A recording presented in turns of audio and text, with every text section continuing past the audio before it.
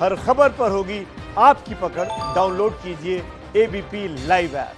नेपाल में नदियां उफान पर है और अपस्ट्रीम में होने की वजह से वहां तो खतरा नहीं है, लेकिन बिहार में जैसे ही नदी आ रही है खतरा बढ़ रहा है, क्योंकि कई बांधों पर काम ठीक से नहीं हो पा रहा है, क्योंकि नेपाल सरकार ने अड़चने पैदा कर दी हैं। हमारे साथ है जल संसाधन मंत्री संजय झा जी। संजय जी, क्या खतरा है और आपको लगता है कि अगर ठीक तरीके से बांधों पर काम नहीं हुआ तो बिहार बाढ़ में फिर से डूब सकता है?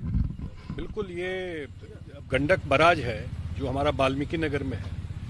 अब 36 गेट है, उसमें 18 इंडिया साइड में है, 18 नेपाल साइड में। जो लास्ट गेट है नेपाल साइड में 18वां गेट, उस गेट पर नेपाल सरकार ने बैरियर लगा दिया। अब बैरियर लगाने से जो हमारे इंजीनियर का, मजदूर का, फ्लड फाइटिंग के मटेरियल का सारा मूवमेंट बंद हो गया। अब एक बार ये सारा मूवमेंट बंद हो जाएगा, जो राइट फ्लक्स है बांध का, वो नेपाल के उस साइड में पड़ता है। सारा इसका मेंटेनेंस जल संसाधन विभाग करती है। तो एक बार वहाँ काम बंद हो गया और 1.5 लाख क्यूसेक पानी कल रात में गंडक से निकला। तो अगर वहाँ पर पानी इसी तरह बढ़ा स्थिति और हम लोग रिपेयर नहीं कर पाए, मॉनिटर नहीं कर पाए उस बांध को, तब तो पूरा का पूरा नॉर्थ बिहार खतरे में पड़ जाएगा। ऐसे ही ललबकिया है, उसमें 20 ये जो 4 जिले हैं अलग अलग, अगर आप बताएं कि कैसे सुपौल से सटा हुआ नेपाल का इलाका है, वो फिर बेतिया में जो वाल्मीकि नगर है बराज, वो मोतिहारी में जयनगर के पास वो, और मोतिहारी के अलावा मधुबनी में जयनगर के पास, तो ये चारों में क्या स्थिति अभी बन रही है और कितना खतरा अभी तक बढ़ रहा है?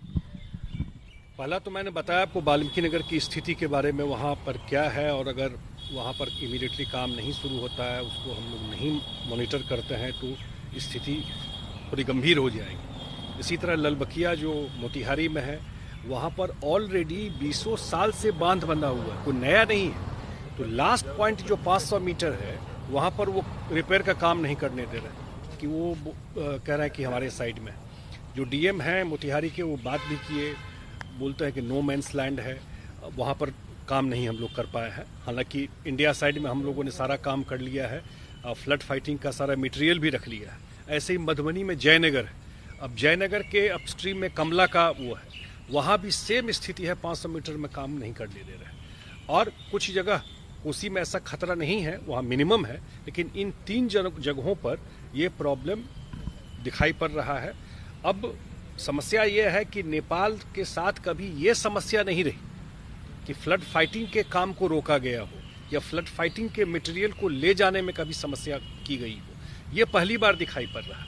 अभी बरसात शुरू हुआ है, तो अगर पानी की स्थिति और गंभीर होती गई या हम लोग उसको मैनेज नहीं कर पाए, आपको पता है कि वो अपस्ट्रीम में बैठे है, डाउन स्ट्रीम में पूरा नॉर्थ बिहार है, तब तो पूरा नॉर्थ बिहार उस चपेट में। आपने क्या विदेश मंत्री को पत्र लिखा है और पत्र में आपने क्या गुजारिश की है, क्या आग्रह किया है? नहीं, अभी हम लोग लिखने वाले हैं। अभी हम लोग की मीटिंग भी हुई है इस बात पर, और हम लोग पूरे सिचुएशन से उनको अवेयर कराएंगे, क्योंकि इसका जो प्रोटोकॉल यही है कि जो डीएम हैं या हमारे इंजीनियर हैं, वो एक दूसरे से बात करके चाहते हैं रिजॉल्व करने का। इसके बियॉन्ड बात जाती है तो हम लोग एमईए को और जल शक्ति मिनिस्ट्री जो भारत सरकार की है, उसके सारे सिचुएशन से अवेयर कराते हैं और वो अपने स्तर से टेकअप करें।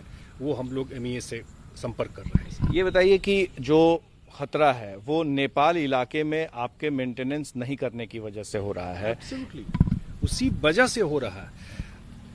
उस एरिया का मेंटेनेंस हम लोग करते हैं, बांध हम लोगों ने बनाया हुआ है। तो ये कितने दिनों से इन लोगों ने रोक रखा है काम? काफी कुछ काम हुआ भी, जो हर एक साल लिया जाता है काम के क्या क्या इंपॉर्टेंट साइट है, जहाँ हर एक साल आप जानते हैं मिट्टी का बांध है, हर एक साल कुछ क्षरण होता है, तो ये लोग डिसाइड करता है डिपार्टमेंट कहाँ कहाँ हमको रिपेयर करना है, उसका एक प्रोटोकॉल बना हुआ है उसके बेसिस पर। तो बहुत जगह काम, लॉकडाउन भी हो गया, वो भी एक समस्या थी, हुआ भी काम। लेकिन अभी जो परिस्थिति बन गई है, जो मैंने गंडक बराज का बताया कि गंडक बराज में लास्ट पॉइंट पे बैरियर लगा करके बिल्कुल रोक दिया गया है। क्या वजह देख रहे हैं रोकने के पीछे? क्या चाइना और भारत के संबंध में जो खटास आई है, जो सैनिक शहीद हुए हैं, उसका असर नेपाल पर पड़ रहा है? नेपाल वाले उनके कहीं आग्रह से तो नहीं कर रहे हैं, पूर्वाग्रह से तो नहीं हो रहा है? अब इस पे मैं कोई टिप्पणी नहीं कर पाऊंगा, लेकिन मैंने बताया कि ये परिस्थिति कभी नहीं आई थी।